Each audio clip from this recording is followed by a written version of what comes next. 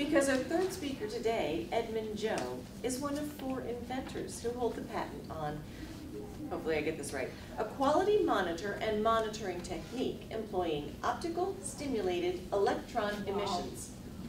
What a mouthful. How very cool. Happily for us, the audience he's targeting today is much broad, less technical, much more likely to be a warm, fuzzy connection. We're thinking it could be historical societies or just people in general interested in Americana. Please join me in welcoming Edmond Joe to the front of the room to offer his speech, recognized by all Americans.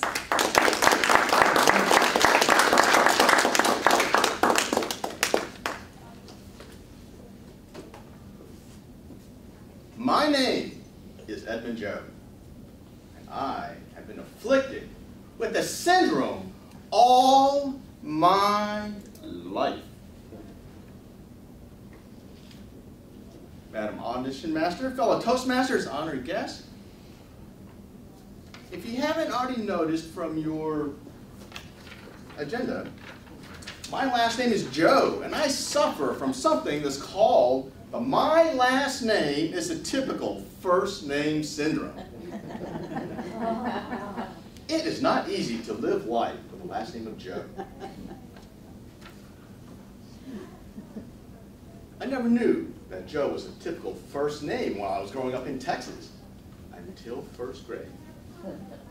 My teacher, Mrs. Park, handed each student a 3x5 card with some very specific instructions to write your last name first and your first name last.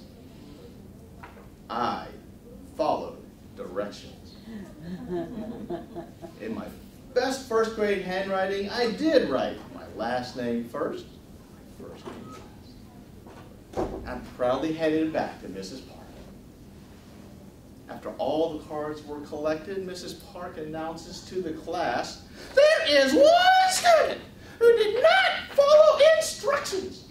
Joe Edmond, please come up to the front of the class." Wow! There's a Joe Edmond and an Edmond Joe in the same class. I looked to the left to find Joe. Didn't stand up. I looked to the right to find Joe. Didn't stand up again. This guy's a troublemaker. I went up to the front of the class and explained to Mrs. Park that my last name is Joe and I've had it all my life. Little did I know at the tender age of 6 that I'd be giving my first icebreaker speech. But it didn't stop there. It didn't stop in elementary school.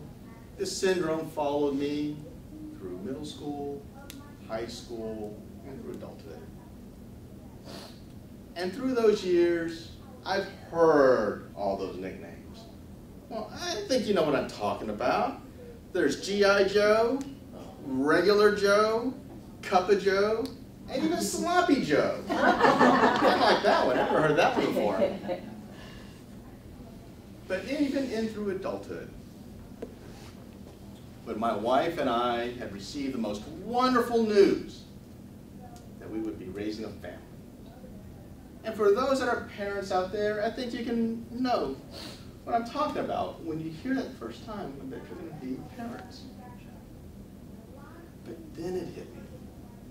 This syndrome was going to be passed on to another generation. We had to throw out some perfectly good first names. We couldn't use Mary Jo or Betty Jo or Josephine Jo. If the baby was going to be a boy, we couldn't use Bobby Joe or Billy Joe, and definitely not Joey Joe. We almost named our son William Robert Joe, until my doctor looked me straight in the eye and started laughing. And he said, "Did you know that your son is going to be known as Billy Bob Joe for the rest of his life?" Wow, I knew that. In Chinese, my last name is really pronounced Zhao. And when you write it in Chinese, it looks like this. And when my grandfather came to the United States from China almost 90 years ago, one of his first tasks was to translate something written like this to something that can be written with English letters. So he had a lot to choose from. Some of the more popular ones were Chow, C-H-O-W, Cho, C-H-O-U, Chu, C-H-E-W, or Jiao, J-O-W. And if you, by chance, know anybody with these last names, I'm probably related to them.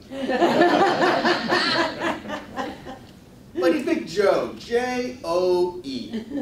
And he picked it for three very simple reasons. One, it sounded like the Chinese pronunciation of Joe. Second, it was short, 3 letters.